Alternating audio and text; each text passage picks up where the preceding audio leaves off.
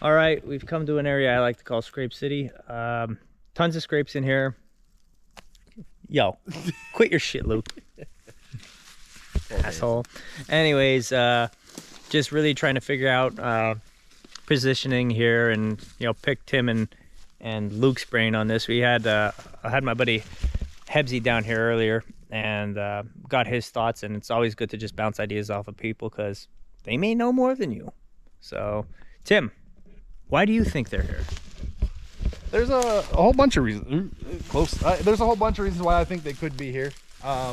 First and foremost, Trav was just about to hit film before, or the record button, as I was bringing up a map of the hunting area. So we put a stop to that real quick. We're not giving away secrets for free here. But some of the things that I can tell you is up the elevation here, there is about a 60-70 degree drop, or 60-70 foot drop in elevation. So there's a saddle up here. So there's a summit over there and a summit over there, and in the middle there's what we call a saddle. Most of our followers would know what that already is. Just that 60-80 foot drop in elevation, that's enough. If I was a deer and I'm thinking about calories in, calories out, I'm burning less calories by going in there than I am trying to go up to one of the summits. Or you can use that as a nice bedding area to stay up on the side of the hill and have the wind in your favor whirling any way you want around there. So through here, this is Scrape City, what Trav calls Scrape City. This is my first time here, so everybody's seen it along with me. A lot of pond in here. There's quite a few actual bona fide scrapes, but mostly what I'm seeing mid-spring here is pawing for roots and other herbaceous things. Little background to the spot, even though there's mining operations real close, Trav tells me that this is a really good underground spring-fed system here, so a lot of lush vegetation here, and there's no doubt that that's what the deer are pawing at. So this stuff like this over here, you can see where the deer are pawing around here, trying to get at that those herbaceous layers before they come out, that they know exactly where they're at, and that's all due to the water table. The mining operation that's close here, one thing, since this is anthracite antler addicts, when you're talking about the silt and the coal, it's not really well drained soil. So you got to figure that there's a water source right there after every rainstorm for them. But right now, yesterday we got rain, but before that we didn't get rain for what, 2 or 3 weeks. So there's no doubt if that dried up down there, there's another stream right up over that little summit, so that would bring them right through here. Things to be concerned about: everywhere you look, we have these little wasp gulls.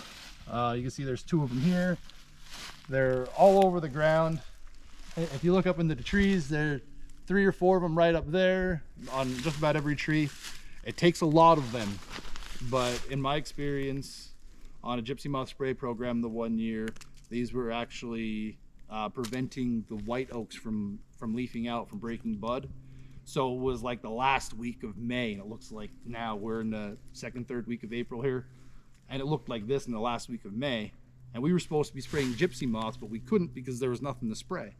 So stuff like that has impacted on these little micro systems out here. So you're here at a spot you deem as Scrape City, and then you look up and you see a whole bunch of wasp gulls on just about every tree around here.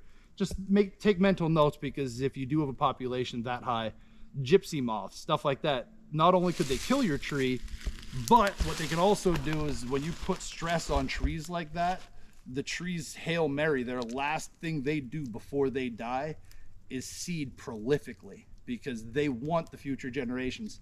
Just because trees don't have brains don't mean that they don't evolve or have some form of survival mechanism. A tree's survival mechanism is to throw seed. That's their last ditch effort. They'll expend their last amount of energy throwing seed. So if you're looking around here looking at these wasp gulls and you're saying, oh man, it's late May and the buds aren't even breaking there, maybe expect a bumper crop of some acorns if you're in an oak area coming up. It might happen, it might not, depends on how fast those trees get zapped of their resources. So although gypsy moths and, well, I'm sorry, you're not supposed to say gypsy moths anymore, but I'm still going to. Screw political correctness. But the gypsy moths, that even though they might kill your trees for a year or two, they might give you a bumper crop of acorns. So it's something, you're not going to be able to save all the trees in the area, get something out of it. You know what I mean? Get out there, hunt those areas, make sure you look for those acorn masts. But those are the reasons why I think the deer are here. Not to mention plenty of cover. Just a couple hundred yards back, Luke and I were walking through there, and like I said, just rained here yesterday. You can see the ground is a little bit wet, but we saw a dozen or 2 dozen really dry beds. And thinking about a forester perspective, I was telling Luke, you do a representation point. So you might have 100 acres of land. You're not going to walk through all 100 acres and measure every single tree and write down every little information. What you do is you're going to take a prism, a light reflector, and you're going to take certain points throughout there that are going to be representations of the whole.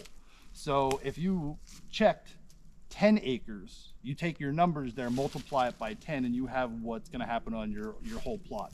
So it's a way you could take a huge tract of land and start breaking it down into little individual points. So when we were coming through there, I told Luke, if I was thinking of cruising timber and I was coming through there and I was taking a representation, if I was taking what Luke and I were able to see and multiply it over the area where we were, we might have seen 2 dozen beds. That means there were probably well over 100 beds in just a few little acre area. We're thinking it's probably a lot of doe beds, but now we come down off of this leeward side of the hill. The way I'm facing right now is the direction of your prevailing wind flow. Now we're starting to see a lot of buck activity, and so you got to speculate why they might be here. Those are Tim's thoughts. It's going to always be food, water, cover, things to keep you alive. Yeah, what he said. Luke? What he said. And that's Tim's Corner.